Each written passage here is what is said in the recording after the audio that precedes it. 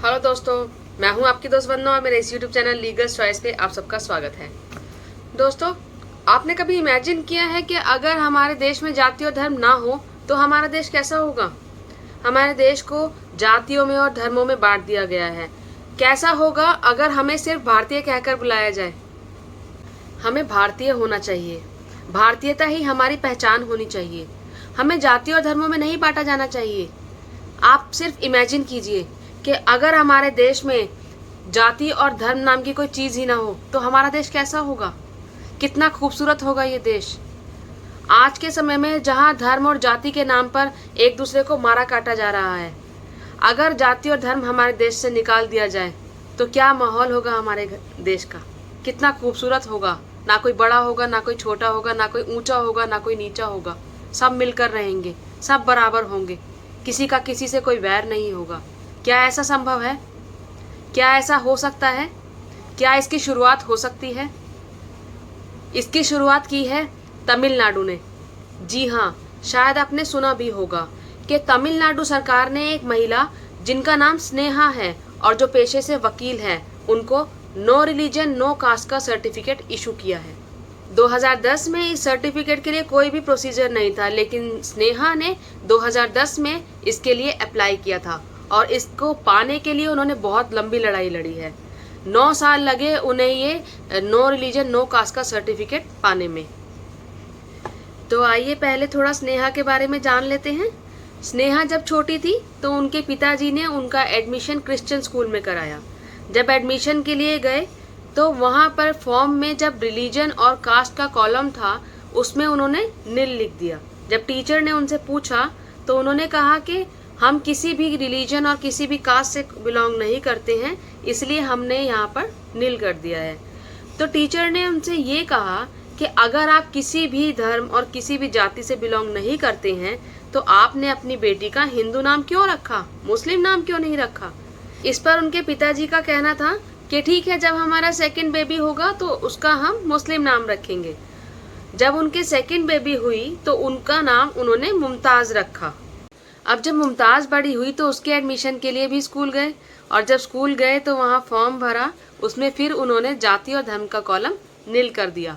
फिर उनसे टीचर ने कहा कि अगर आप किसी भी धर्म और जाति से बिलोंग नहीं करते हैं तो आपने अपनी बेटी का मुस्लिम नाम क्यों रखा है, क्रिश्चियन नाम क्यों नहीं रखा?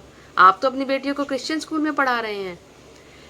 तब उनके पिताजी का कहना था ठीक है, जब मेरे थर्ड बेबी होगा तो उसका नाम मैं क्रिश्चियन नाम से रखूंगा।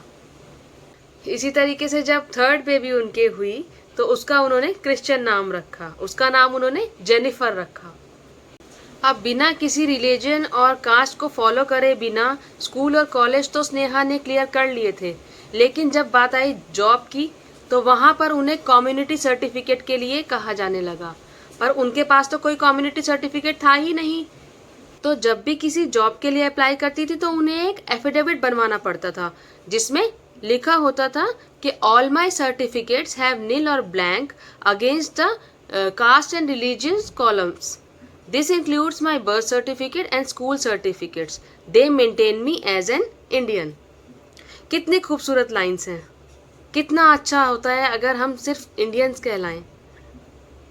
जब बार बार उन्हें ये एफिडेविट बनवाना पड़ता था तो उन्होंने एक बार सोचा कि क्यों ना मैं अपना नो रिलीजन नो कास्ट का एक सर्टिफिकेट ही बनवा लूं।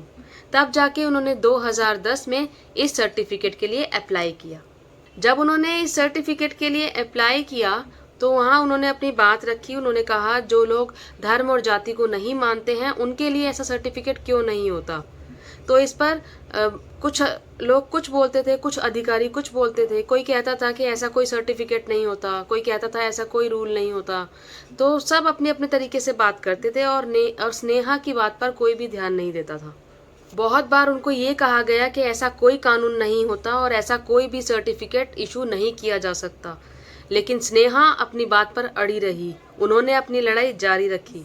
2017 में उन्होंने अपना पक्ष रखा और कहा कि जो लोग रिलीजन और कास्ट में विश्वास रखते हैं उनको भी तो आप लोग सर्टिफिकेट देते हैं, तो जो लोग इन चीज़ों में विश्वास नहीं रखते उनको भी सर्टिफिकेट मिलना चाहिए। उनको आप लोग सर्टिफिकेट क्यों नहीं देते?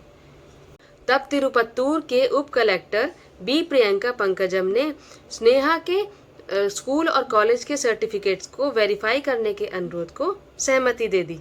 स्नेहा के पति के पार्थिव राजा ने भी अपनी तीनों बेटियों के एडमिशन के समय जाति और धर्म के जो कॉलम थे उनको खाली छोड़ा था। उन्होंने ये भी चेक किया कि स्नेहा या फिर उनके परिवार ने आरक्षण या फिर किसी सरकारी योजना का तो कोई लाभ नहीं उठाया। जब उन्होंने पूरी छानबीन कर ली और ऐसी कोई भी बात सामने नहीं आई तो उन्होंने स्नेहा को नो रिलीजन नो कास्ट का सर्टिफिकेट इशू कर दिया।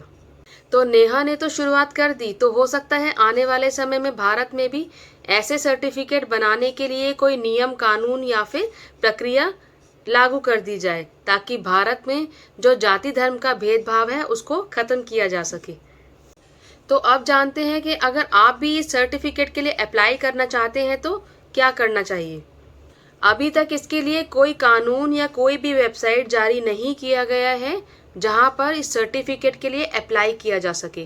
तो फिलहाल आप इस सर्टिफिकेट के लिए अपने कलेक्ट्रेट या फिर तहसीलदार के सामने भी अप्लाई कर सकते हैं। अगर आप अप्लाई करना चाहते हैं तो एक सिंपल पेपर पे अपनी एप्लीकेशन लिखिए और अपने कलेक्टर ऑफिस में जमा करा दीजिए। आपको ध्यान ये रखना है कि आपने जाति या धर्म के नाम पर कोई भी लाभ ना उठाया हो या फिर किसी भी सरकारी योजना में शामिल ना हो। अगर ऐसा हुआ तो आपको ये सर्टिफिकेट जारी नहीं किया जाएगा। तो स्नेहा ने 9 साल की लड़ाई लड़के एक बहुत ही अच्छी शुरुआत की है। जी हाँ, ये एक बहुत ही अच्छी शुरुआत है। जहाँ लोग धर्म और जाति के नाम पर एक दूसरे को मरने मारने को तैयार है, वहाँ पर ये सर्टिफिकेट देश में शांति और एकता को बनाए रखने का काम करेगा। आप इस बारे में क्या सोचते हैं हमें कमेंट बॉक्स में ज़रूर बताइएगा। तो ये थी जानकारी नो रिलीजन नो कास्ट के सर्टिफिकेट के बारे में। उम्मीद करती हूँ ये जानकारी आपके लिए उपयोगी होगी। अगर आपको मेरी ये वीडियो पसंद आई हो तो इसे लाइक कीजिएगा और जितना हो सके शेयर कीजिएगा ताकि और लोग भी ऐसी नई नई चीज़ों के बारे में जान सके। और मेरे इस चैनल को सब्सक्राइब करना मत भूलिएगा। धन्यवाद।